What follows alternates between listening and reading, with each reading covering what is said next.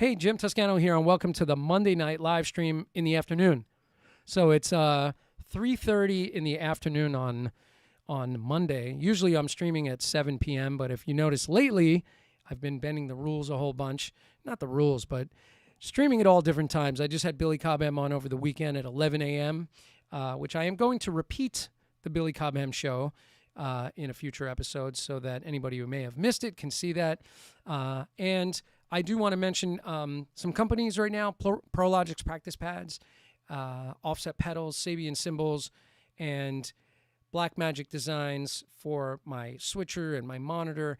And I'm just coming off the heels of PASIC 2021, which was, for what it is, for the coming off of a pandemic, it was pretty successful, I think.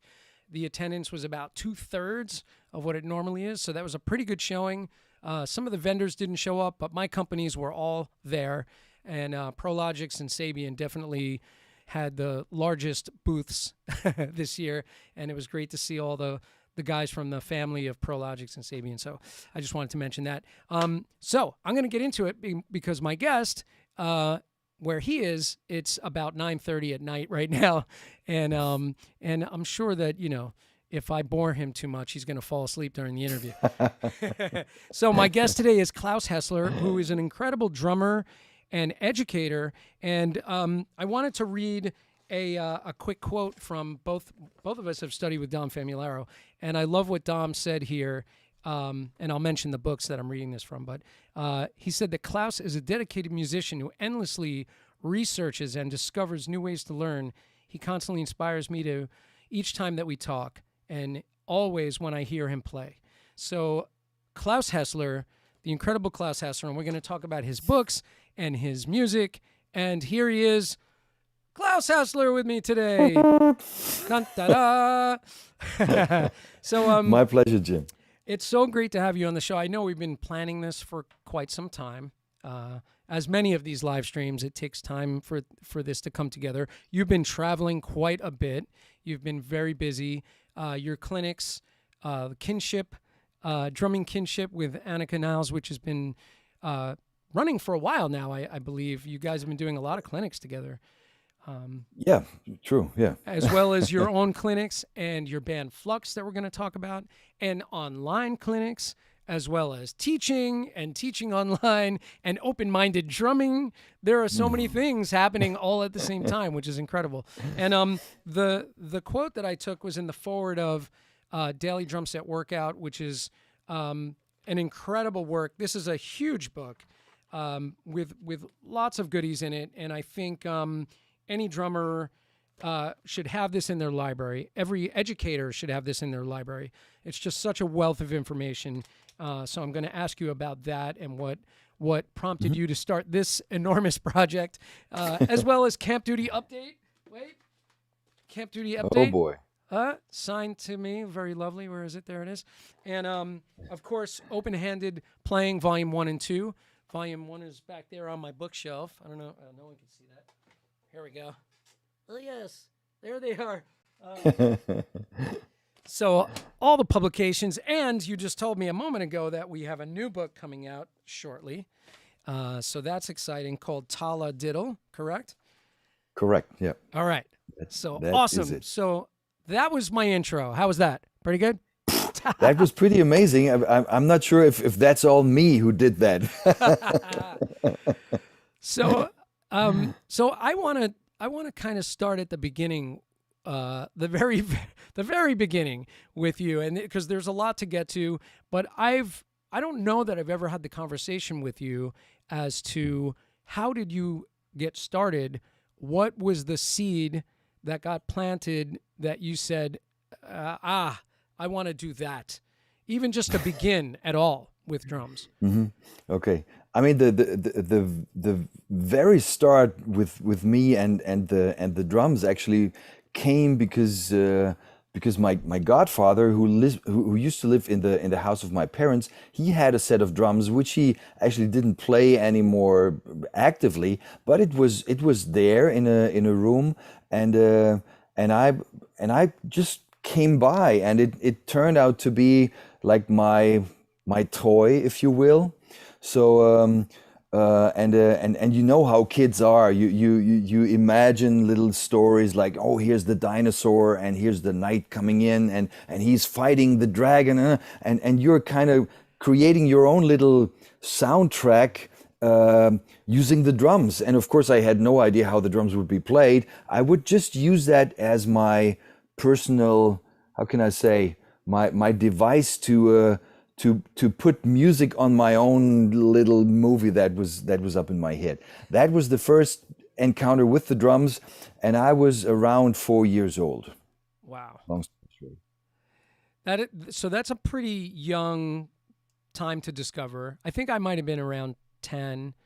A similar thing. I mean, it wasn't a family member, but somebody had a drum set that I would just gravitate towards this drum set that they had in their home. But that's kind of cool that you said it was sort of, you were building the soundtrack of your own movie in your mind. That's pretty wild. More or less, yeah. And I remember I was like the girl next door from the neighborhood. One time she came around and she took a screwdriver and she was like stitching into the pair of bongos that I had, and ruined the drum and ruined the head, of course. And I was like really sad about that. And angry at her, and I still own these bongos. I still have them. The drums itself are not with me anymore. I don't know where they went, but I still have the bongos, and I still have my first bass drum pedal. That was from that set of drums. Oh, wow. Yeah. That's amazing to still have those things from your beginnings. I had my first drum set for a while, but I did give it to a student, and I gave it away a couple of times to students, where I said, listen, if you don't continue playing that drum. Give it back, and I'm going to find Hmm. another home for it. But I basically Hmm. rehome the drums, which there's a part of me that wishes I still had that original drum set. But Hmm. they're in good hands. They're uh, they're sparking the next generation, right? So Yeah, which is something very emotional, I think. I mean, you're giving away something of your a part of your personality, even because it's such an integral part of what you are and who you are as a musician, as a drummer. So to give that away is, I mean, that's truly a true giveaway. Boy. maybe I should take them back. I don't know. Hey kid, give me those drums back. Say. Come on, come on. So that's a pretty young start. So when did any kind of formal lesson begin? Say around the age of 10. Okay. It was when I had my first formal lessons at a teacher in that little town village where I was living by that time, and it was actually possibly the best teacher I could get at that time. And I mean, he was like the go-to person in that area if you wanted to learn drum set. And he had long hair, and he played in a rock band, and he was teaching, and he was that kind of person that you would say, "Oh, I want to be like him." Right. and and so I heavily gravitated towards him, and we had a very good relationship for a long time, and um, yeah, so I went on my bike, and I was driving to him, doing the lessons, and a lot of times he would give me a record after the lesson, saying, Cool. "Listen to that," and here's something.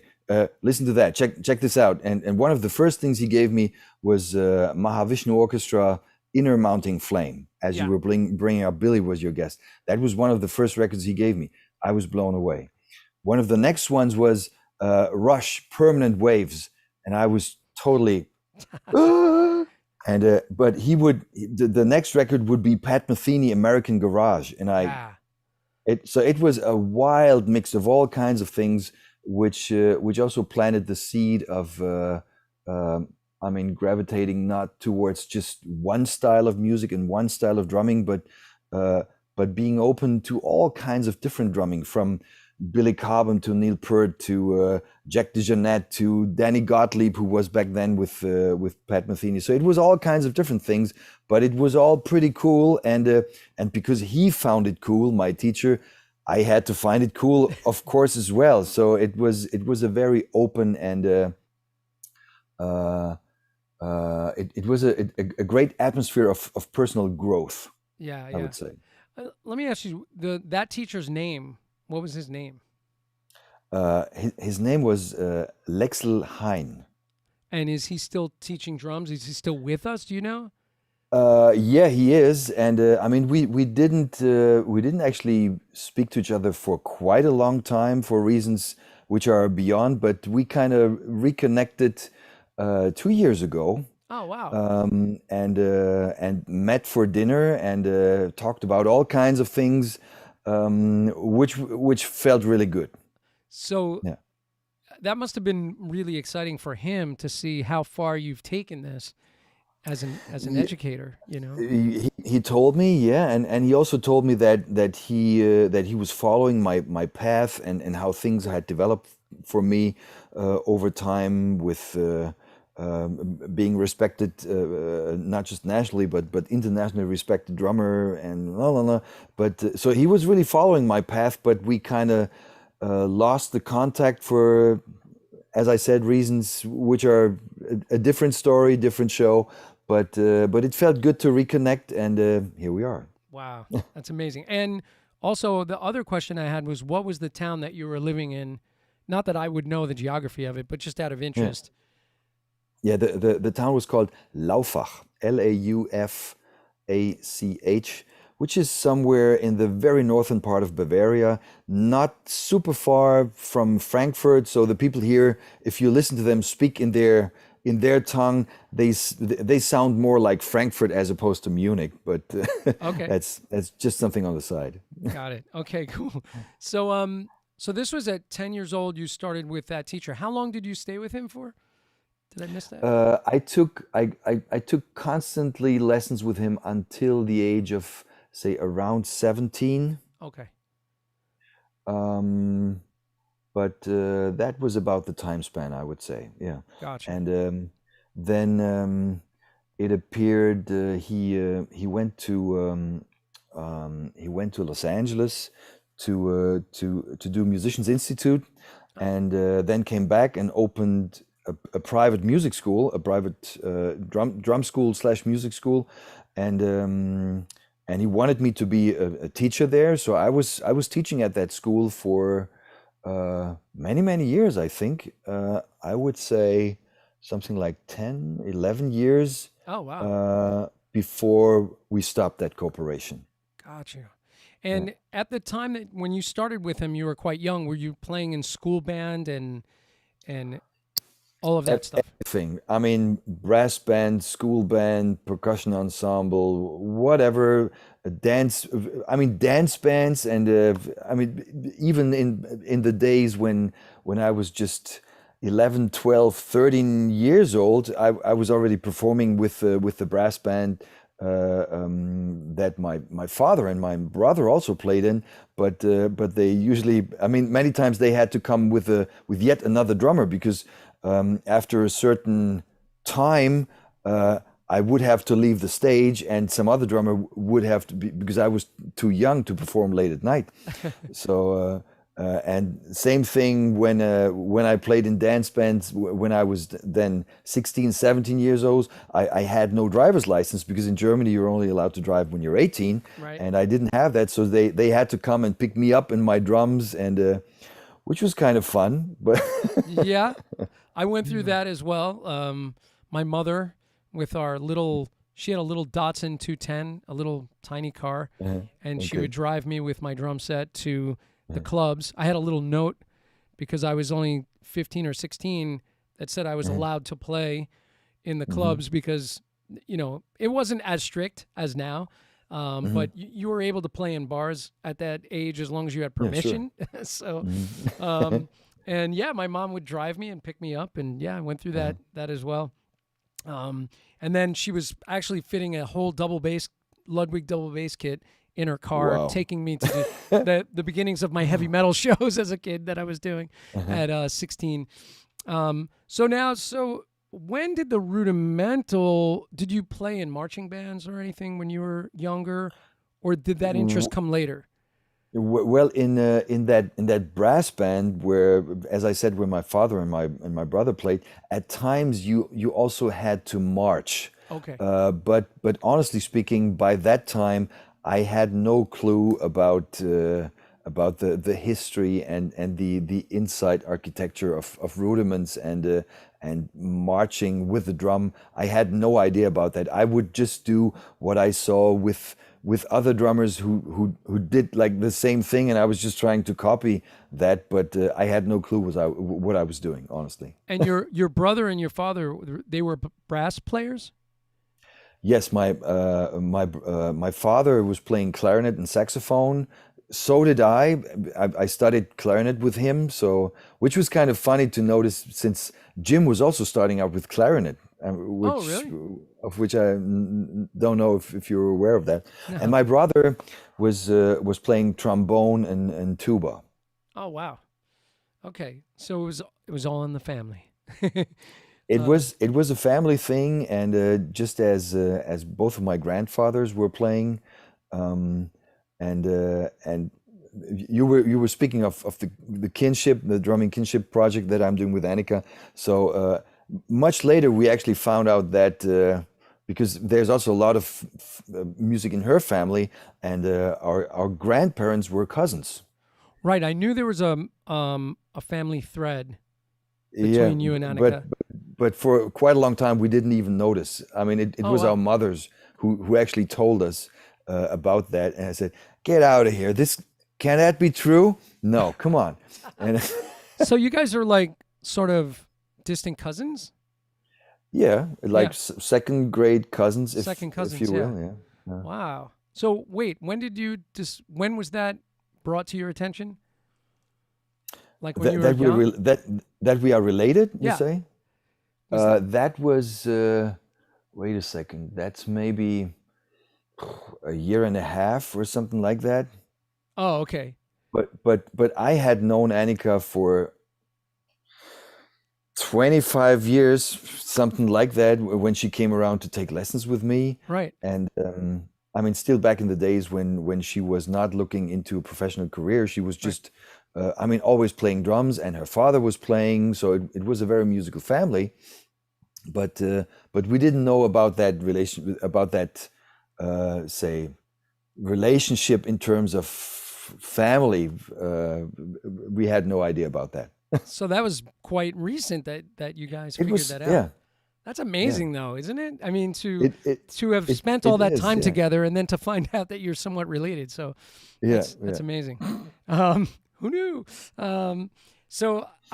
Going back to your studies, so you were with that teacher um, until around the age of 17, you said, right? And then Mhm.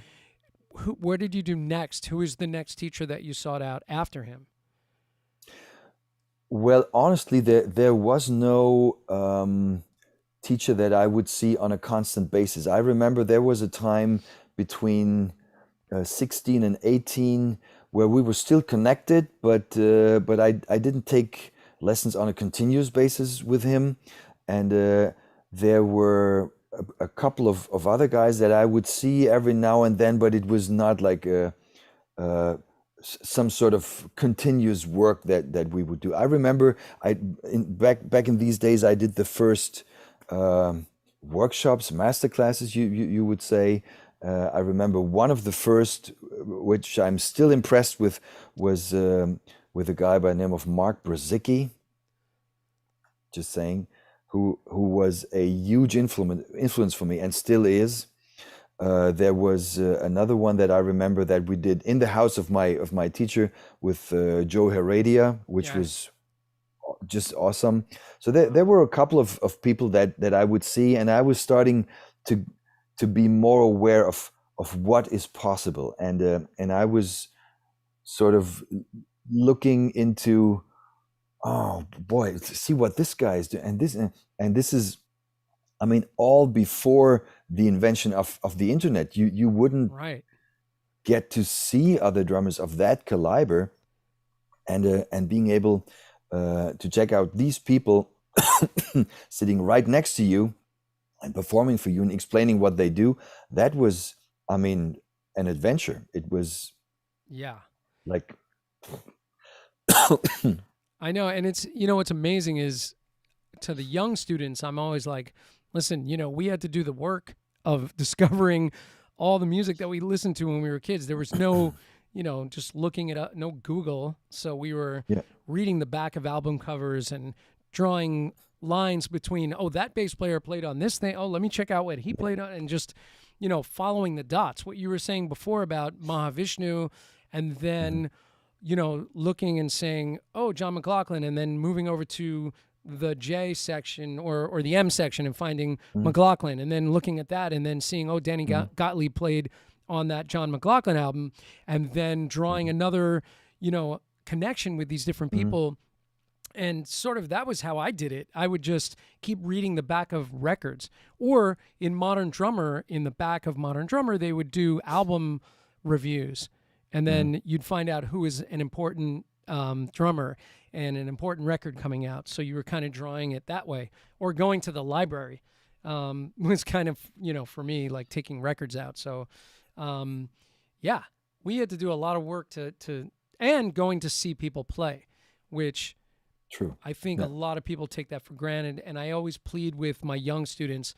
I say, if you have the opportunity to go see someone play live, go and do it, because we don't know how long they're going to be here for. And, we're going to regret it if we don't get to see our heroes. So make yeah, sure you go out and see live music. I know it was difficult during the pandemic, but so important.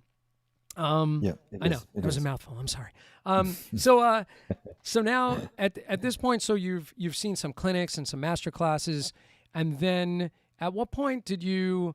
I think the first teacher, as far as Dom and Jim Chapin and that school of drummers.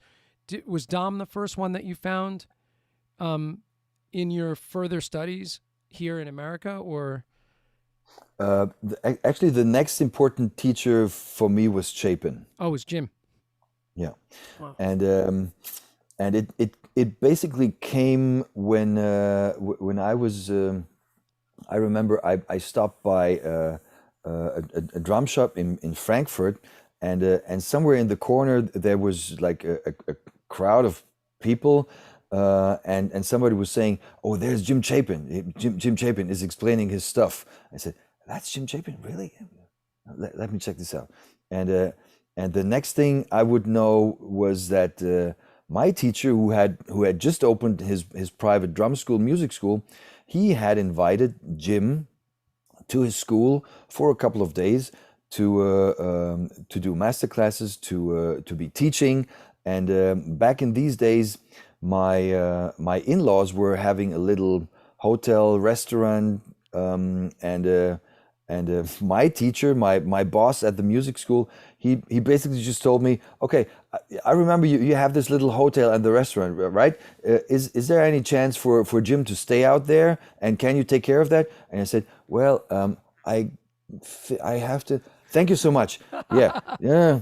And all of a sudden, it it was on my shoulders. So I was with Chapin 24/7, Wow.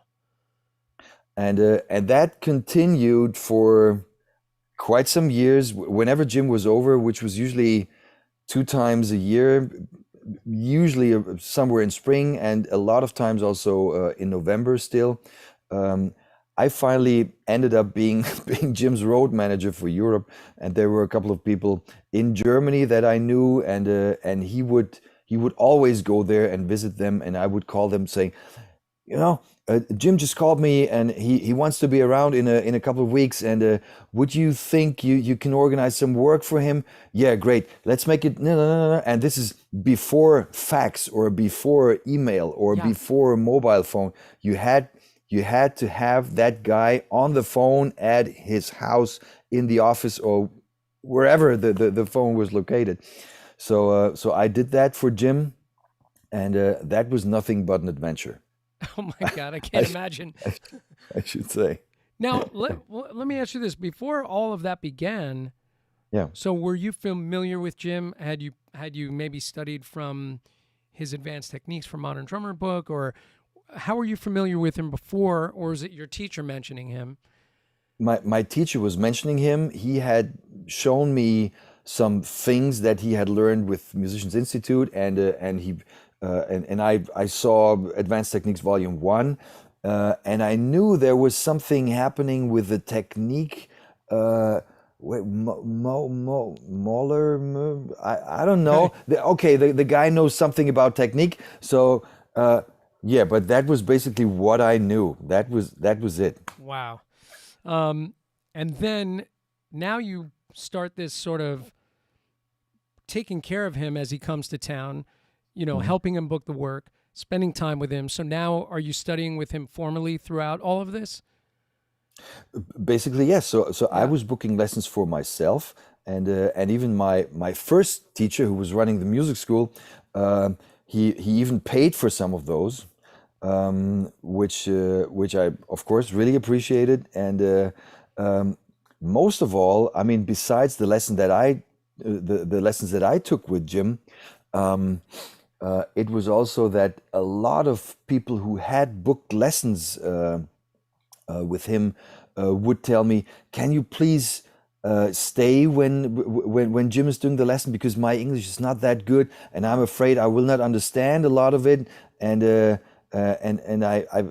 I heard Jim is quite crazy when he's teaching, so maybe you want to stay around, and in case something happens, you can still explain to me. So what appeared was, when I was not having a lesson with Jim, I was sitting in the lessons all the time, translating, watching, helping Yeah. out, and I mean, doing this for a couple of years really made me. I mean, that changed so much things, because I learned how Jim was teaching his stuff without being in the forefront of that poor victim being taught. You But know what what an I'm saying? amazing way to learn as you're, either translating or watching him teach. That's such an incredible way to learn because you're not distracted by your own hands trying to learn. You're watching him produce results with someone else. That's an incredible picture and view Yeah. into him as an educator.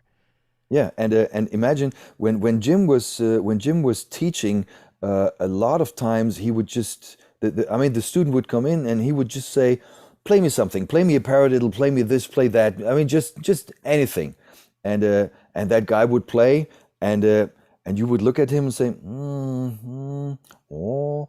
And you had some kind of opinion towards that performance, and the next thing you would think, I'm curious what Jim is drawing out. What is he possibly telling that guy?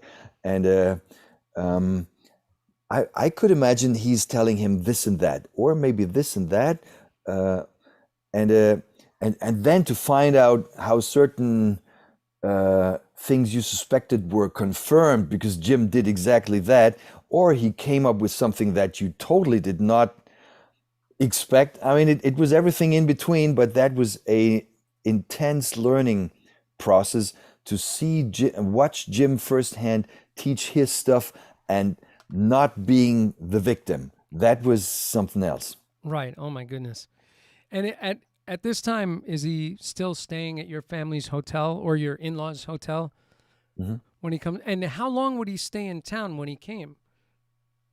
I mean, in that school, a lot of times we had like weekly arrangements, Oh, but I would still attach work. Like we did a couple of things in Austria, I remember, and in other parts of more southern Germany, where we would drive around. And I remember in the later years, we would even do workshops and classes together. Um, and I took Jim around in the car, and we were driving to all kinds of places, and doing that before I would put him on a bus or on a train to send him to, I don't know, Hamburg, the Netherlands, to England, to other parts of mostly Europe before he would fly back to mostly Florida. Yeah. right. Oh my goodness. By the way, Sergio Bellotti says hello. Uh, Sergio, yeah. sir, I owe you an email. I'm late, I know, but I got it on the radar. No worries. I I'm aware of this, Sergio. I am your witness. He said he's going to email you. Yeah. Tony Casina says hi from New Jersey. Tony Casina is always in my live streams. Lucia Seminara, one of my young students, is here, and she said, "Klaus, what inspired you to write your books?" Wow. Uh, And we're going to dig into specific books, but let's just mhm. say, let's put that to what inspired you to write the drum set daily workout book. The daily drum set workout was actually it came into life not with the intention of writing a book. That's number one.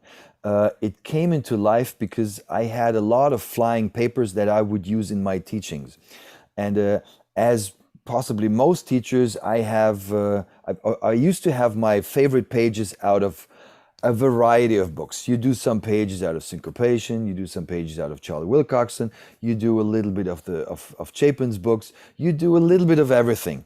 But most every time you don't find a book that covers like a curriculum of which you think, boy, this should be like the core of what I'd like to go through. This is what I consider really important, and this also carries the influences that I have that I was under from certain students or certain legendary players that changed the way I play and think about drums. So that was so Daily Drum Set started as a collection of papers that I was using in my lessons, and then I basically just added some extra pages when I thought, boy, this could be a book, but it's pretty freaking big. And it was even bigger in the beginning. And so I left out a lot of pages, honestly. Um, but that was the inspiration to have some sort of a foundation of what I think this is what somebody should work on when you dedicate yourself to really be a serious drummer, and when you want to also map out a strategy for yourself on how you practice that. Right, right. Because it's not just the material itself, it's also the system behind it, and the schedule and the plan, and mapping out say a strategy of how you work through all of that. And I remember like in my lessons with Annika, she, I mean, we did a lot out of that, but Daily Drum Set Workout was not printed at that point. So she really took lessons with me in that phase where she got the pages, but we didn't work out of the book because the book was only printed later. Right. So did you have them engraved on your computer at that point, or was this all handwritten? In the beginning, it was all handwritten. Right. I mean, the full book, and then I put it into the computer step by step, because I wanted to have it look decent and nice, and everybody could read it well. And although my handwriting is kind of okay, people say, but yeah. Actually, speaking of handwriting, I wonder what handwriting analysis people would say. Like when you write an exercise and you make a social media post, let's say, I really love the way you present it. It's almost a piece of calligraphy for drummers in a way. Like it just has a style and a look to it that's very intriguing, and I think has a very unique look to it that's specific to you. And is that purposeful, that you've kind of developed this way of writing things in that? Because it always looks like something that I would like to frame. It may be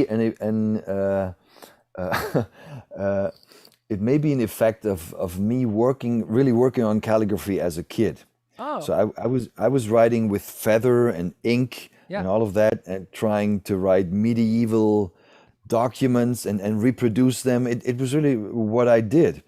And so I was always a little bit obsessed with writing, I should say, and it had to look good. And to the very day when I'm making a note for a student in a lesson, and I make a stupid mistake in the first line, I throw the paper away and I start again. I would never just forget and write and continue writing underneath that. I don't do this. It has to look good. So I'm a little. Yeah, but that's I think it also shows intention when you take the time to write something so perfectly in that way. By the way, TB Player says Klaus the master.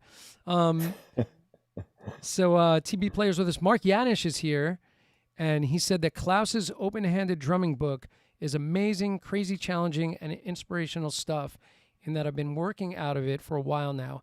Every single page can be studied for weeks on end. Haha. And same with your hand technique, Jim. Thank you. I appreciate that. That's been with me weekly well over a year now. Love them both. Thanks to both of you for being such inspirations to us newer drummers. Very nice, Mark. Thank you very much. Thank you. Awesome. And if anybody has any questions, keep fielding them into the chat, and I will feed them to Klaus as we go until he pulls the hook on me. And well, I have to say, Annika seems to also have taken inspiration from maybe that style of writing, because sometimes when she posts something, there's a particular style to her written stuff as well. Is that something you guys have discussed, or? Actually, we didn't. I should possibly ask her about that. But yeah, I mean, Annika's handwriting is really beautiful. Yeah. And it's I'm just I always envy her for her signature, because it always, I mean, whenever we have to sign something, I just and she has that unique. Yeah. And she, I mean, when I sign 5 posters, she signs 20. Yeah. That's amazing. I'll have to get her on the show and ask her about that. Here, look. I mean, I'm still impressed with your signature. It looks really good. It's right there, people. I don't know if they can see that, But Yeah, yeah, good. yeah. By the way, that's a Cooperman drum on the cover, I believe. It is, yeah. We'll have to mention that. So all right, so you've had the connection with Jim. You're watching him teach. You're studying with Jim only when he's in Germany, right? I also flew over then later in the early '90s to Long Island Right. to study with Dom and Jim at the same time. So I mean, it oftentimes it was in the mornings Famularo, and in the afternoons that I would spend with Jim at the Long Island Drum Center back in the day when both were still teaching at that store. Right. So so the first time I think I flew to New York was '94. That was August '94. August of '94. Wow. Trying to think what I was doing in August of '94. How old were you at that point? I was 24. Wait a second. I was 25. Okay. Cool. So you came over and at No, this no. Wait a second. Was I 25? No, I wasn't. I was 24. 24.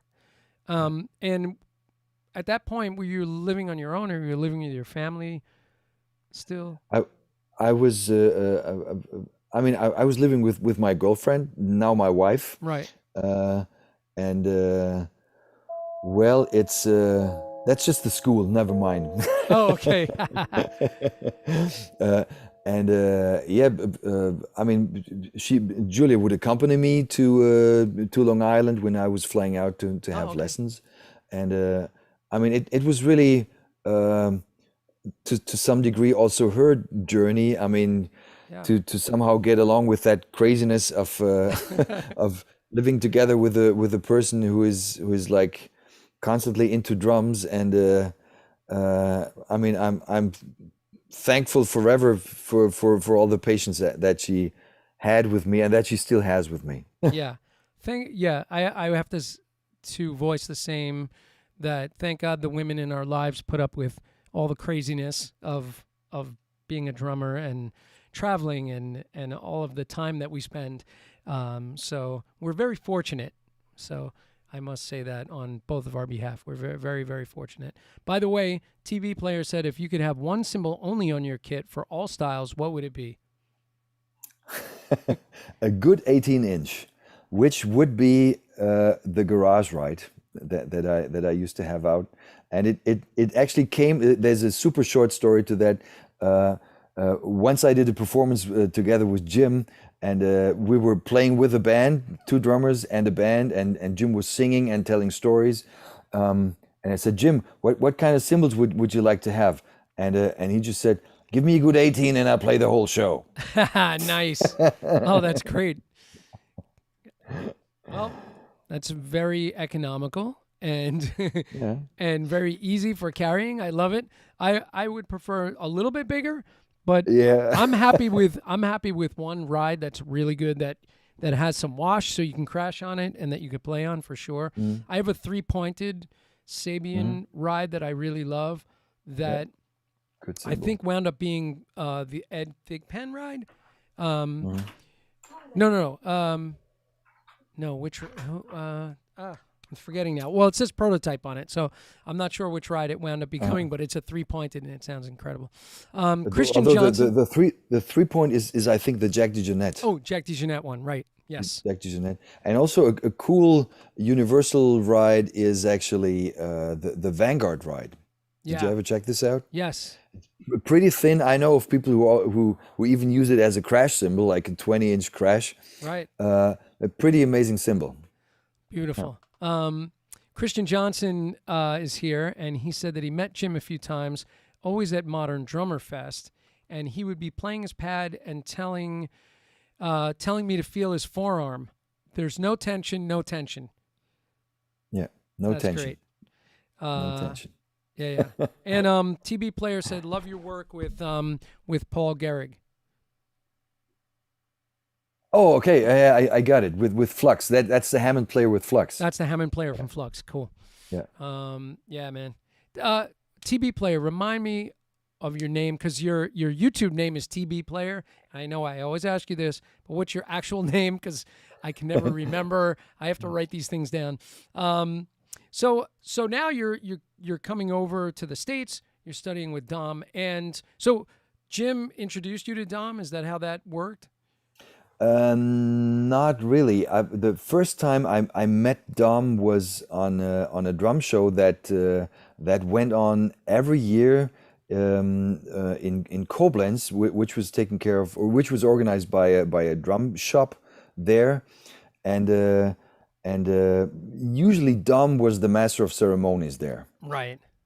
I mean, what better person could you imagine as a master of ceremonies for a drum show? Exactly. So in 1991, I think it was, they were hosting a competition for young up and coming drummers, and you could send in a cassette tape, and and then they would listen to all of these tapes, and then five people were the five best were chosen, and you were performing at that event. And of course, Dom was in the jury still, and I remember Larry London being in the Oh jury, yeah. and Gary Chafee was there, and Jim was there. Although I don't think Jim was in the jury, he was just hanging around with his pad and his sticks, and showing everybody how it's done. Right. And that was, I think, the first time I really met Dom in person. And however, we only reconnected in on March 23, I think, 1994, where I got the chance to open for Dom on one of his clinics, which was again at that school of my first teacher, and this is how things took some extra momentum when Dom invited me over to Long Island to study with him. And it was already back then when we had the first plans for Open-Handed Playing Volume 1. Wow. It was then where things were starting to take off in certain ways. Wow. So now I'm going to fast forward then a little bit. So with the open-handed playing, which was put out on Dom's label, right? Mhm. And Yeah. as well as my book, by the way, Filling in the Grooves. Shameless plug. So we're both on Wisdom Media and distributed by Alfred. And now, are they on Hudson Digital? It's the ebook versions are with Hudson Digital, right? Right. Yeah. Excellent. And how did so at that time? So have you always been an open-handed player? Was that from the very start? I mean, when I started playing drums as a kid with my first drum set, I started out playing open-handed. Right. So it was only much later when I began to cross my hands, which was somewhere before I was seeking out that first formal teacher. Now you must imagine when you were playing as a kid in that brass band, you don't know how to read music. You have no real idea how the instrument is played, and of course you just try to do as good as you can, but obviously everybody knows better than you. And Right. at some point I would say, I just can't stand this anymore. I can't do this. We got to change that. And I was really I was frustrated about all of that, and I should say it was my brother who suggested, why don't you take lessons? There's this guy right down the street. Go there, and he'll teach you. He'll show you how it's done. He can teach you how to read music and to get all the fundamentals together. I said, oh, really? You think I have to read music? I don't want to do that. I will not do it. So my brother was kind of talking me into that. So I finally did, and I went to the first lesson, which was not at the private house of that teacher, but at a school where I was back then. So it was a group lesson, and I was sitting in there, and at first I was kind of leaning back and hear the other guys playing, and they played, and I thought, I can also do that. It I think I'm not as bad as I thought. So this is fun, and I was beginning to get a taste of things, and I was starting to realize that there was something to drums, and that there might be a chance for me of some kind of whatever success. But I mean, you know what I'm saying. By the way, John Favicki is in here. John, what's up? Fabic. Fav. We're applauding you, Fav, for showing up. Thank you for coming. So now you started out open-handed. Are you a lefty, by the way? No. No. So it was just practicality, probably, and then at some point you crossed. And then when did it occur to you, or what inspired you to open back up and start playing open-handed? It was actually, to be very honest, it was a kick in the rear end from Famularo. Wow. Okay. So now is this, and the seed is planted now for kind of developing a curriculum. Stephen Chamberlain's here, by the way. Steph, what's up, buddy? He said Claus is the best. I'm always learning from him. The Basil drumming stuff is gold. Very nice. Absolutely.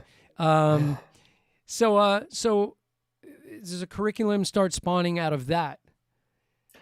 Correct, and I mean, Dom for sure was the driving force behind that turn of the tide, I should say, and I should also say that the special thing about the open-handed books is it was actually not written as a book again. It was written as a series of exercises that I designed for myself to get back into the open-handed status, into the open-handed mode that I had come from as a kid. But it was exercises that I wrote for myself, and I just fine-tuned them, and I tried them out with my students, and I engraved them, and I changed things, and especially with the first open-handed book, it took me quite some years until I had it in that shape where I wanted it to be. Things were way faster with the second book. Yeah. But it was actually written for myself, beta tested with my students, and then published. And I think that is honestly the litmus test that a drum book goes through in the best possible case. Because once it does that, and you know and you know that things are working, that simply just says a lot. Yeah, I think when you're addressing the needs of yourself, addressing the needs of students, let's say, it's coming from a very honest place, because you're just producing content that either you're training yourself or your students to utilize before it's published. It's just coming from really a place of integrity and honesty, I think. So now that first book, of course, Dom is behind the book with you. You guys get the book out, and then you're doing clinics for that book, correct? At that point. And does that start to open doors for more clinic performance and maybe international recognition? Yes and no, because I should say when people were realizing that I am using this open-handed approach, it wasn't always that people would say, "Oh, how great is that? I never thought about it." There was also some sort of feedback saying, "This is like BS. Don't do that. It's not going to happen." And also, if that guy from Germany is trying to re-educate us in terms of he's trying to turn right-handed people into left-handed people, and this is just no good for the brain to turn things around, and this is not going to end well. Right, because there's no good. There's no successful open-handed players like Billy Cobham and Simon Phillips and Lenny White. Sure. Of course. Yeah, exactly. Of course. Yeah, so to some degree, it was really seriously swimming against the stream. Yeah. Which I enjoy. but it wasn't always fun, honestly. Yeah. Understood. And so, and I have the second volume here, which you said maybe came along a little bit easier because you had already been through the process. But by the Yeah. time the second volume came back, was there more support, or are you still hitting the friction of non-believers, so to speak? I think that that friction kind of went away when people take a lesson with me, or when Yeah, they see me teach, or when they see me host a masterclass, or when they see me perform. Uh, because it's always then when you have evidence on the table that things are working, and that there's a true artistic outlet in the way of yeah, how I teach this way. It's and I don't do it for the sake of being different. right, I do it because I realize the value in it, and at some point I also realized that playing open-handed really changed my sound so much that it I wouldn't be the player I am if it wasn't for open-handed playing. Um, and having my individual sound, and just like you would notice a lot of open-handed players have that, say, drumistic ID card. You realize it's Billy after a bar or two, and you realize right, it's Simon after a bar or two, and you realize it's Carter Beaufort or Will Kennedy or any of these guys. You have a lot of open-handed players that have this huge personality on the instrument. yeah, And I think there is a connection between the architecture the the playing in this open-handed fashion, and what comes out, and how creative you can go with that if you're given different tools and different opportunities. right. And I think that probably some one thing that may stop someone from really taking it to, like, obviously you've taken it to a Mm. very high level. Your coordination is highly evolved, and there's no sacrifice in groove, there's no sacrifice in sound. You're having your own voice and able to articulate all of your ideas in the way that you play. But I would imagine that there's an adjustment period where someone that's new to open-handed playing, that is coming from a crossed perspective, has to go through this adjustment period of, like, oh, things just don't feel good right now. And it's staying the course and getting beyond that, I think, that maybe is difficult for people. What advice would you give to somebody that is maybe trying to go that route and just Mhm. is struggling, feeling like they're swimming Yeah. upstream, as you said before? Yeah, I mean, many times you're asked that question, like, how long does it take me when I'm switching to open-handed? What do you think? And I say, it's the wrong question. Right. It's not about how long it takes, because I mean, ultimately, becoming a good drummer is, I mean, that's a job for a lifetime. I'm still working on it, Yeah. so please don't ask me how long it's going to take you when you switch from cross-handed to open-handed. Yeah. It's honestly the wrong question. I would just say it's not even about oh, this feels bad, or it feels different. Right. And it feels different because we are kind of one-sided in the way of how we look at our instrument. We always look at it from a standpoint of, what is it that our good right hand can do? Can the left hand also do that? Yeah. Oh, oh no, no. And the right hand can also do this and that. Can the left hand do that? Oh, again, no. But we never seem to ask, oh, the right hand is pretty good with playing ghost notes. Can the right hand do that? Right. And all of a sudden you realize it's a matter of perspective.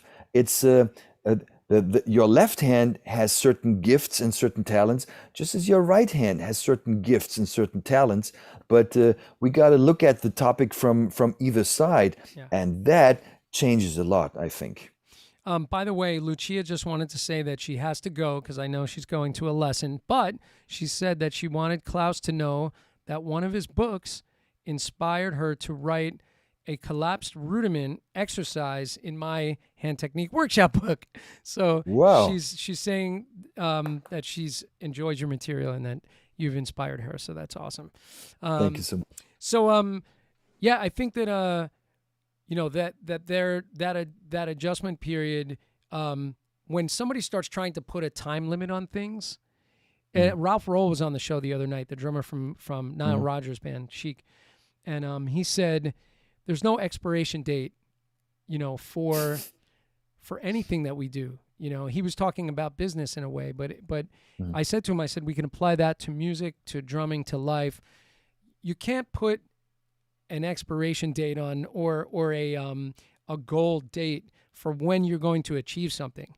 Just enjoy the process and keep at it every single day. If you enjoy the process and instead of putting these restraints on yourself, because that's self-defeating to say like, well, I'm going to be a good drummer when I can do this and I'm going to be good when I can do that. It's like, just enjoy the process. And if you can relax and enjoy getting in the drum room and doing the work, just enjoy that.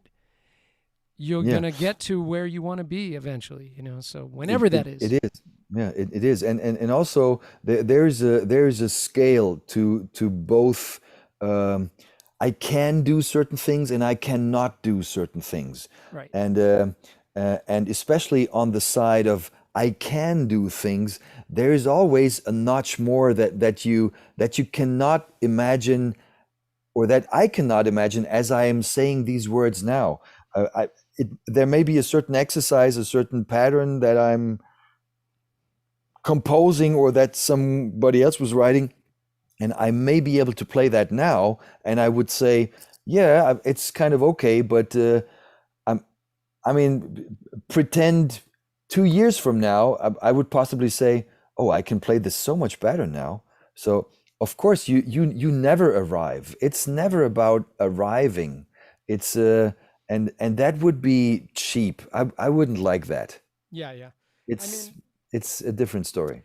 And I think all of us, the drum community in particular, because we're pretty supportive of one another. I think like we're a different kind of weird dysfunctional family that that all support each other in a way, and I think that we, more so than a lot of musicians that I meet, we are very excited about studying and going to each next level and each thing that we can obtain in our playing or working on it is somewhat addictive to just keep working on the craft. Didn't Jim Chapin, Dom always kind of tells the story, I paraphrase it probably wrong, but on really at the end of his life, Dom was going to visit him in the hospital, and Jim was playing on his pad, of course, and he was in bed, and he said to Dom, Dom said, "What are you doing, Jim?" And he said, "I'm working on my left hand. I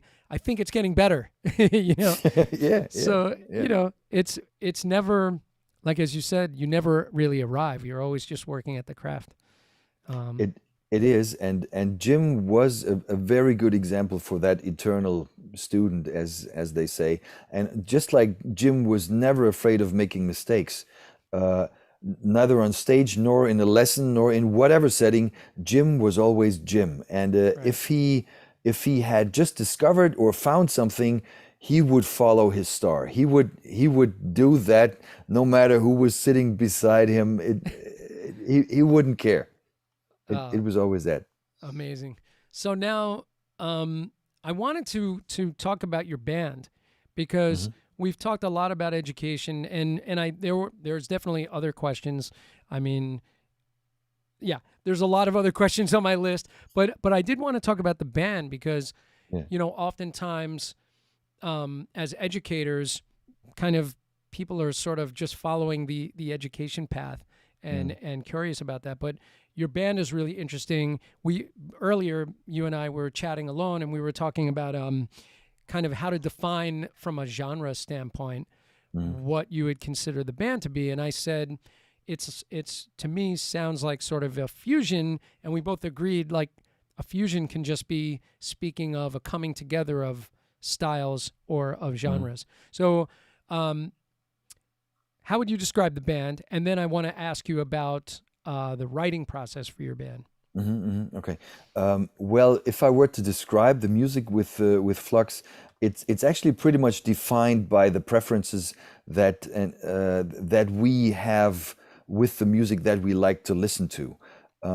And of course, we are listening to a lot of stuff, but we share a lot of similarities with our favorite artists and musicians that we really dig, which is I mean, a wild mix between James Brown and Pat Metheny and the Beatles and anything in between. And um, I mean, I should mention that with all these different artists that I was just mentioning, I mean, if you look at Pat Metheny, you have a lot of world music influence, Yeah. just as you have a lot of jazz influence. With the Beatles, you have, I mean, really nice melodies. We like melodies, Yeah. and Thomas, the guitar player, we have been performing together with his band, I mean, since years already, and we've known each other back to the day of that drum school that my teacher and he was teaching guitar there. So Wow. it goes back that far, and yeah, so it's a fusion of different styles and a fusion of different music that we like to listen to, and that sort of comes out through our instruments uh, on stage. So it's a kind of a fusion, but not in the way that you would expect when you say the word fusion. Right. We're not typecasting what we would call typically the fusion genre of, let's say, Chick Corea and the Electric Band, Yeah, or perhaps Spyro Gyra, or perhaps, yeah, yeah. So I like that description, though. It's sort of the term I used earlier was a cornucopia of different styles coming together. And so the current lineup, you guys have been together for some time now, mm. right? And what is the writing? How does that start? So are you writing material on your own? Are you all writing individually, bringing ideas together, or you're writing together as a band? How does that go? It's a mix of both. I mean, it appears at times that Thomas is bringing uh, basically a song which is almost ready, and we just change the form a little bit, or we may change the time signature, or we may put in some extra solo parts or something like that, or we may change the style, but the song in itself is already done. Okay. It also happened with the last album, for instance. We were stuck with a couple of songs like the title track "Earth," um, which really it didn't go anywhere, and the song became longer and longer, and no, this is not happening. And in the end, it was really I sat down and changed the chords, and and and Thomas did the melody on top of that, and I said, "Hey guys, I have this somewhat wild idea about this 11/8 thing. Would you like to try that? Oh, let's see." And so it was really like a cooperation of all the three of us, and so it's something in between. And just as most every time, we always have a Beatles song on the record. Like on the last one, we have a really cool version of Penny Lane, if you want to check that out. And on the one before, on the Fire album, we have something which comes as a fusion again of I'm making certain I'm using elements from Come Together, and we put it into something, and it turns out as something. And as far as, I mean, it's on all the streaming platforms, correct? But Yep, people, it is. it can also be ordered on your website, correct? The CD can The also order it CD. on my website, Yeah. and with the last album On Earth, there's also a complete drumless version out. Oh, cool. Um, and also with another project that I recorded during the lockdown, there will be more drumless tracks out of that full last album I recorded, which will be available then from my website.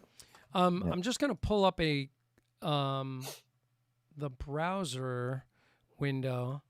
I think I can pull this off real quick. Um, where Yeah, I'm just gonna layer it over your face. So here's Klaus's website, and if you go to the shop area, you can see Camp Duty Update is there. Klaus's signature stick, which we're gonna talk about in a moment. Daily Drum Set Workout is there. Dom's pad stick is there, which I also carry. Drumming Kairos. Here's Flux audio CD right here. Open-handed playing 1, open-handed playing 2, Camp Duty Update. And then the other Flux records here and On Earth right here, which you said there's a drumless version of it, right? Right, but that's not on CD. That's only on the streaming platforms. On the streaming platform. Got it. Okay, cool. So make sure you go to Klaus's website, klaushessler.com, and then in the shop you can check all that stuff out. Then there's a tab for books and DVDs. And the other thing is if you go to the events tab, I'm going to throw this on top of your face one more time. So you can see that there's a clinic coming up with Dom Famularo and Claus Hessler. That's an online clinic coming up. And then I think that's December 4th. Yep. And then December 10th is a local clinic for you. And then into 2022, you're back out with Drumming Kinship in March with Annika, correct? Right. Yeah. So good things coming up. You're always super busy. super busy. I should say I still need to add some more dates on that event list. I try to keep it like up to date as much as I can, but there may be 2 or 3 in February that are still missing. So cool. Just saying. And of course, you're always teaching online as well, internationally, as well as you're teaching in a school. What's the school that you're teaching in? You said it's more of a collegiate atmosphere, right? Yeah. No, this here is I'm not even sure if there's a translation for that. It's some kind of a music college, I should say. It's a Berufsfachschule. In case anyone is listening from Germany and watching the show. So people stay here for 2 years. You can extend to another 3rd year, which focuses more on teaching and education. But it's an interesting school because it was actually the very first school in Germany where you could study pop music. I mean, not just ding ding ding ding ding ding ding in terms of jazz stuff, but really like that kind of stuff. And it was by the way also the school where Benny was taught for 3 years. Oh wow! From the person who was drum chair before me, which is a pretty famous German drum instructor by the name of Udo Dahmen, who now runs Pop Academy, where I'm also teaching the master students. So we have had quite some interesting alumni here Nice. at the school. Yeah. Very cool. By the way, one person from Twitch, it's hard to read because I have a blue background and they have a blue font, but it looks like it's Spearsy00701 says hi. So there we go. Thank you for joining Twitch. So I'm gonna ask you some short questions. Short answer questions. Yep. And I'm also going to, I almost forgot, I like to mention some drummers and get first reactions.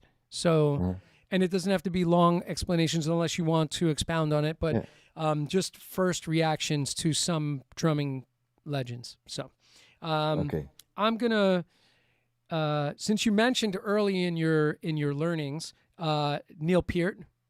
Yeah. Wow. Yeah. And by the way, he was just inducted into the Percussive Arts Society Hall of Fame. Yeah.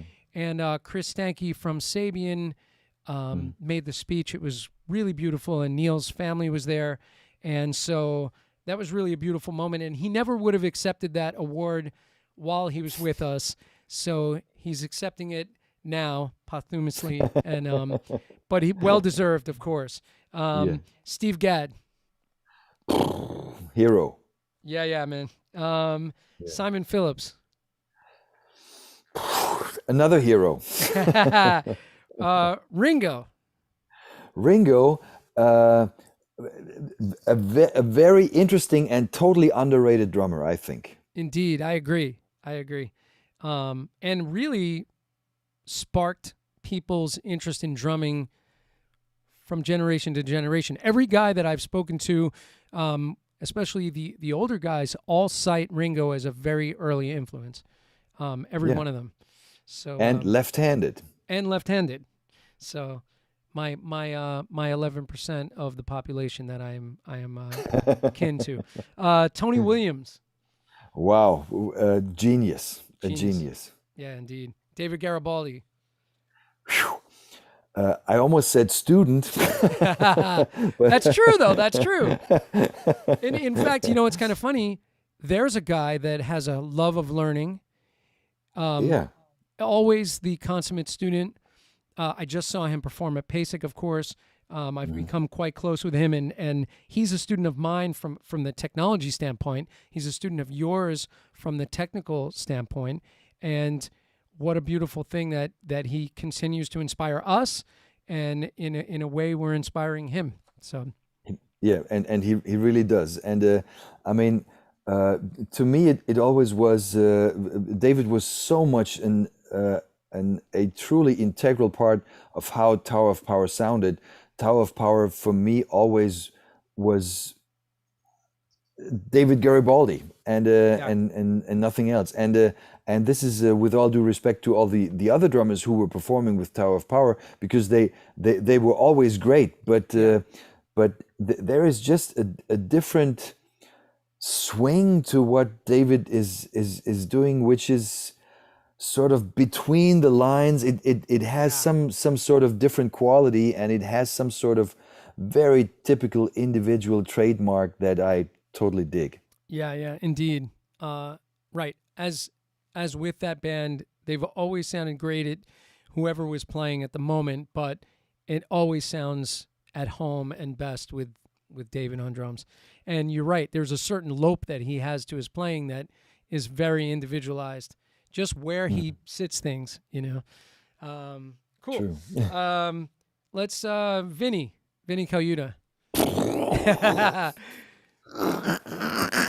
I know. Just fall on the floor, right? Yeah. Um, there's always a track that I mention when I talk about Vinny, because I brought up Vinny with Ryan Brown, who's Dweezil Zappa's drummer, and Yeah. he has to emulate Vinny tracks from the early days of Frank, and Mm, or not emulate, but pay homage to in yeah. in his playing. And so I mentioned a track to him, and I also mentioned a track to Nate Morton, who's the drummer from The Voice, Mm, who's a sweetheart, amazing drummer too. And I said, "Did you ever hear him playing with Nick Kershaw?" And there's a record called The Works, and there's mhm, a particular track called Cowboys and Indians mhm, that is worth listening to. Just the feel. It's in three. It's a really interesting tune, but there's this one fill, uh, little snare fill. It's just a little 1 bar snippet into the second verse, and it's yeah. it's worth exploring. Are Oh you familiar boy. with that? Yeah. Yeah, I'm totally with you. Yeah, And at times he just does things. I remember. I mean, two two records in particular that that come to my mind right now, and one of them was an early John Patitucci solo album, which was called On the Corner, yeah. and uh, and I think the first song, I think it's the first song, starts out with half a bar of a drum fill, and when I heard that the first time, I just fell over. It I literally felt, Yeah. what, Jesus freaking Christ, what was that?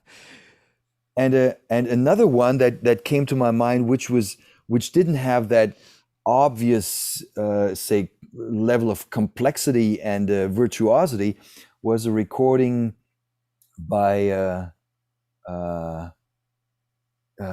the album title was The Hunter, Huh. and it was Jennifer Warnes, I think. Okay.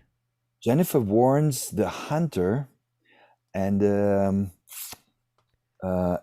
Vinny plays, I think, the title track, which is called The Hunter, I think.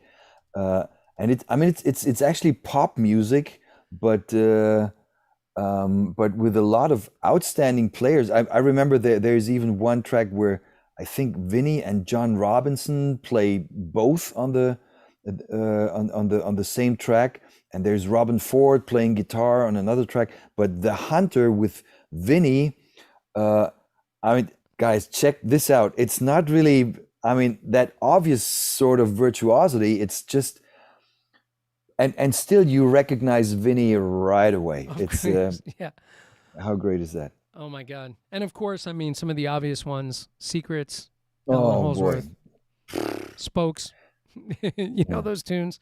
Oh my Secrets, goodness. or the one with is it called four-piece band, five-piece band? I always mix that around with John McLaughlin Oh yeah, yeah, and Chick Corea, yeah. and when I listened to what's the track? Old shoes, new blues, no, old brews, new. I don't remember the name, but yeah, I know what you're talking about. And he's soloing on that thing, and then later you hear people applaud in the background. Jesus Christ, that was live. I thought that, oh no, he did that like on the fly. Yeah.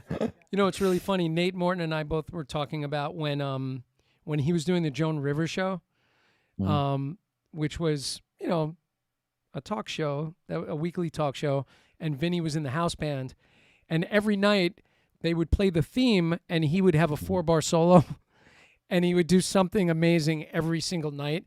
So yeah. somebody went and made a compilation video on YouTube of all of the opening Come on, sequences, and it's just really? one after another. It would just show like 2 bars of the band, 4-bar drum solo, 2 bars of the band, different 4-bar drum solo. So look I for the compilation.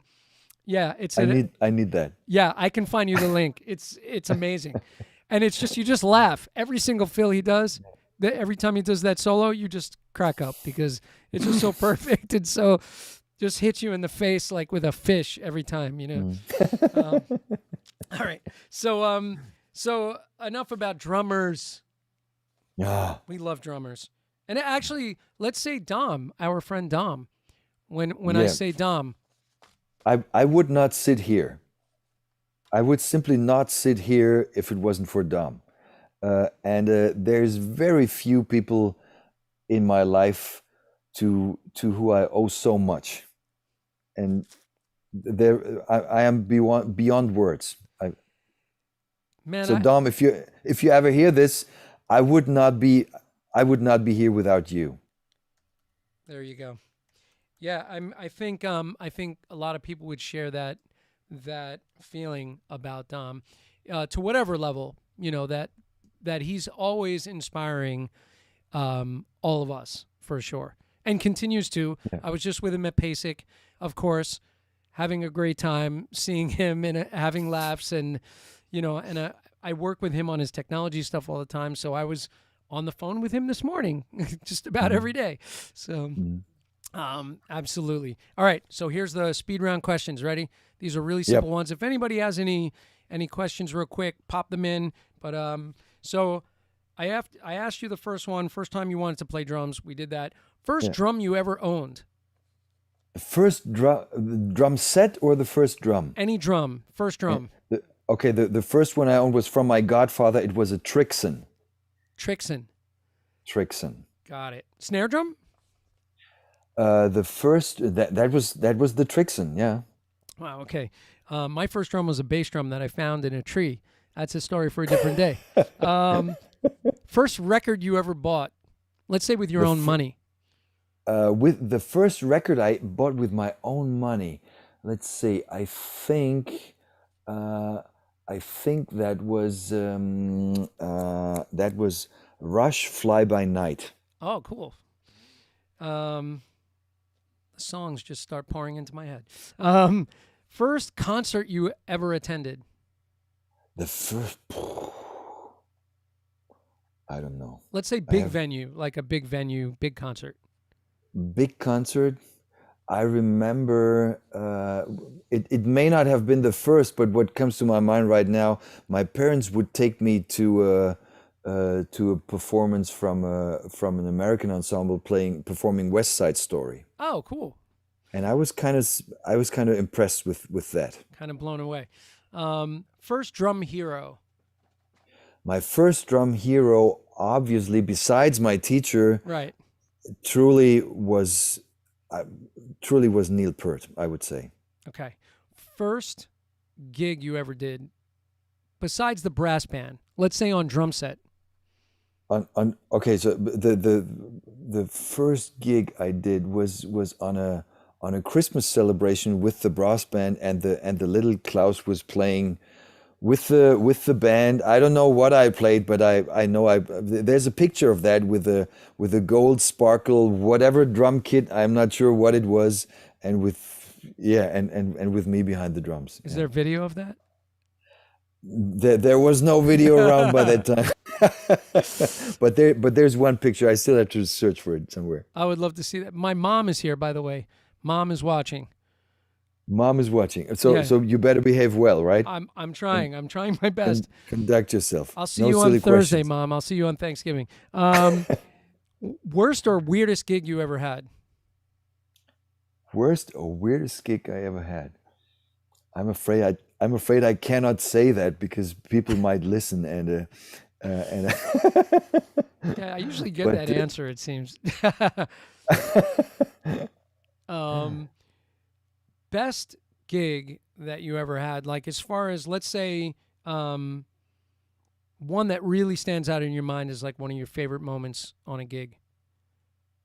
one of my favorite moments, I remember a jazz festival I played once in Armenia Wow. when I was touring with the New York Voices. Tommy Igoe had just left the band, Ah, and I did quite some work for them in the late '90s and early 2000s, and that was in Armenia. And I was on the plane with a there were I, I was on a plane with a guy that I didn't know, and we really had some good conversation, and he seemed to know a lot about music, and I and stupid me, I didn't even know who he was.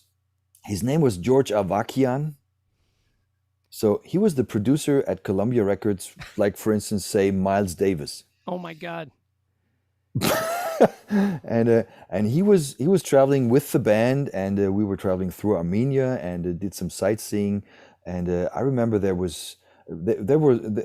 a lot of other American acts still. Like I remember Mark Johnson was playing. It was also the first and only time when I met Joe Ascioni, seeing the most incredible single stroke roll to the very day ever in my life. And I remember Bob Weiner was also on the show, Wow.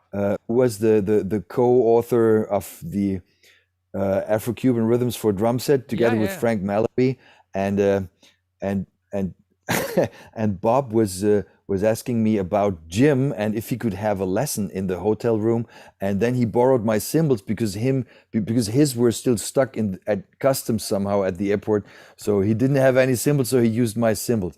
So that was totally bizarre because I mean, is that real? Real? I'm playing this festival here with that band, Oh my and God. Tommy Igoe, Ascioni, Bob Weiner wants to take a lesson. I thought I'm in a different planet. I don't know. That at that time was New York Voices was signed to GRP, I think. Yes, they were. I Yes, think they were yeah. yeah, they were GRP artists. That's really funny because I remember being blown away by what was going on with that band. You know, that was the big CD 101.9 was this big sort of crossover light jazz station that was happening here in New York, and Mhm. there were a lot of jazz festivals happening that had these, you know, sort of pop jazz kind of groups, Mm. and their their harmonies, the voice stuff was amazing, but the rhythm section stuff was really really cool, and I didn't Yeah. know that you had played with them, so that's very cool. And Wow. the stuff I mostly played was by that time there was an album out which was called New York Voices Sing the Songs of Paul Simon. Okay. Um, it was all Paul Simon rearranged stuff mostly. I mean, there were also some New York Voices classics in terms of some up tempo, straight ahead jazz stuff. And I remember doing that one. I mean, that gig in Armenia, I think, was the first in the tour, and I still have recordings of that. Unfortunately, no video footage of Uh, that, and it was, I mean, it was complex stuff. It yeah. was up tempo. It was stylistically very versatile. So you really had to have your, I almost said shit together, um, and that was happening with almost no rehearsal at all. How did you get the Uh, gig, by the way? Oh, it was actually they did a concert in Germany, and they didn't have opportunity to bring in their band, so they were searching like for some quick fix for that, and um, and I was and I got a call saying, You want to do that?" And I said, "Yeah, sure," and Wow. uh, and I then did more work with them. It Nice. was just by accident. Got it. Very cool. Very, very cool. Um, so what drummer or drummers, let's say young drummers, inspire you now? Young drummers. Good question.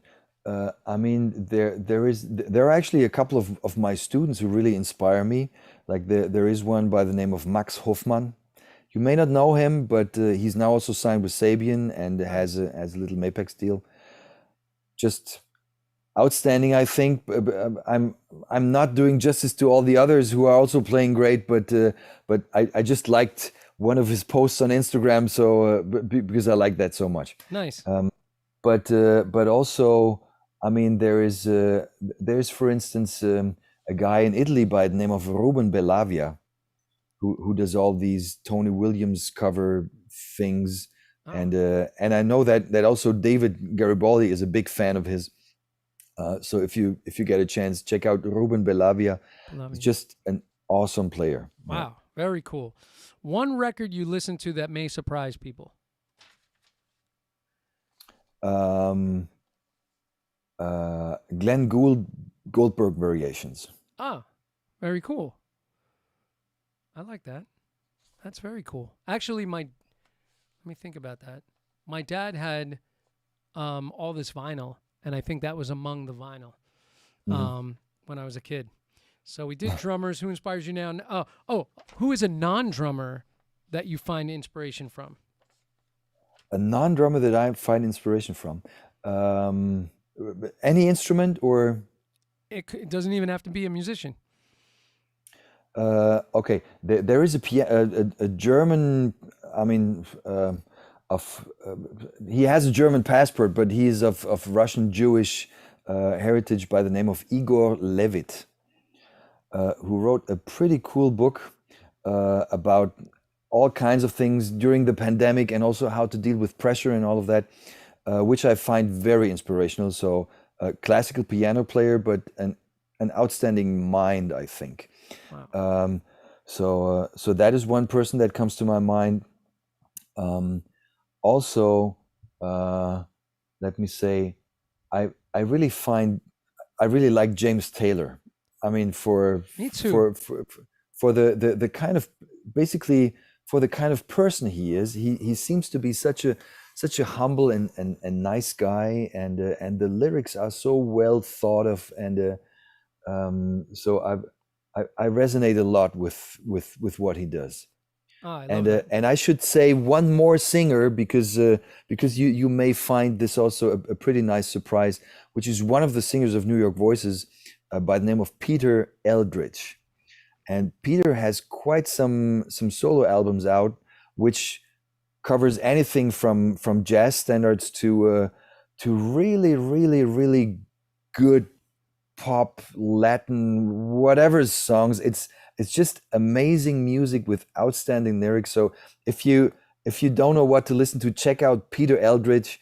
And no matter what album you go to, they are all great. Oh, awesome. Yeah, and I too agree with the James Taylor sentiment. Big James Taylor fan. Love his lyrics, the feeling you get from his music, and you're right. He does seem like such a humble, Such Yeah. a humble guy. And I've seen him live many, many times. Was lucky to see him live with Carlos Vega when Hmm. Carlos was with us, and of course with Steve Gadd, and always great. Yeah. By the way, Jason Gianni saying hi. Jason. Jason. You. So and now three really silly throwaway questions. Favorite pizza, if you're anywhere in the world. Fungi. Where the heck is that? Is that by you? Mushrooms. Oh, mushroom pizza. Got it. Mushrooms, yeah. Would that be only when you're in New York, or is that anywhere in the world? Basically anywhere. I mean, although I'm not that super picky, as long as there's no dead animal on it, I pretty much go with it. Yeah. Nice. Coffee drinker, yes or no? Yes. What's your go-to? Regular coffee or espresso, or what's your regular go-to? As long as it's black and strong, I don't care. Good. All right. Adult beverage. So what? Adult beverage. Adult beverage. Now I get it. Okay. Sorry, adult beverage. Definitely red wine.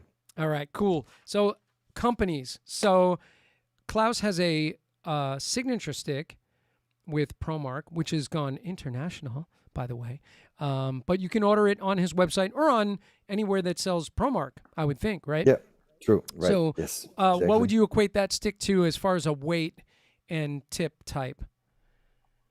Well, it actually is. I have a pair here from. It's. I mean, with regards to sizes, it's pretty much a 5A, but it's half an inch longer, so it's 16 and a half inches. It has an extremely long taper. Okay. So for those of you who are aware of the ProMark stuff, there's the rebound versions, but there is even more taper on this one here, which is just giving you even more reaction from the stick. It has a somewhat smaller tip than a usual 5A, which just provides a very fine and articulate cymbal sound. It's the only ProMark stick that comes as a combination of the fire grain and the active grip coating. Oh, okay. And the fire grain is, I mean, that's for real. It really changes something. And for those of you who don't know, there are houses in Japan which are built from wood using that technique because the fire treatment makes the wood more solid and more resistant. So that is really true. And if you remember the story from Odysseus, how he was taking out the eye of the Cyclop, you know that? Vaguely. They hardened a piece of wood in the fire to stitch out the eye of the Cyclop. So that's how they make the drumsticks. And that's and the fire treatment really does something to the wood to make it more solid and more resistant. So it's really no joke. Yeah. Cool. And I also want to mention you're a Sabian artist as well as myself. So Sabian, of course, and Mapex. You play Mapex. So mentioning Mapex. Who else do we have on your list of Evans Drumheads. I do Gun Bob's percussion. Yep. And there is the Groove X stuff. Yep. Which is the extra rim click and Cascara thingies that you can attach to your drums. Pretty cool sounding. Plus, you don't have to bash your floor tom every time around and get a new one because you. What else comes to my mind? I think that's it. Yeah. Okay. And then just back to the books real quick to mention all of the wonderful books from Klaus. There's a new book in the works, which Lechtaler 100 is asking about, which is Tala Diddle, correct? Yes, coming out in Tala Diddle. Coming out in January? Chances are it's going to be out by February somewhere. February. Okay, cool. So look for that, and you can find out about everything on Klaus's website, klaushessler.com, and then go to the news area. You're pretty good about keeping up with the news, and sometimes, and of course the events page and the store that's there.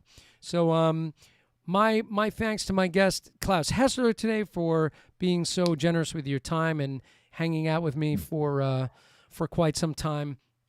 And I would hope that maybe in 2022 we'll do a part 2 at some point, because I'd love to. there's plenty more to talk about. We didn't even get deep into the rudimental side of things and the history, which I would love to discuss with you, and I'm sure people would have a lot of questions. So yeah, man. And your episode is going to get replayed in a future evening as well, because we were streaming at 3:30 in the afternoon, not my usual time for streaming. So I will pick a specific night. I'll let you know. We're going to stream it again at 7 p.m. on a Monday, coming soon. Very cool.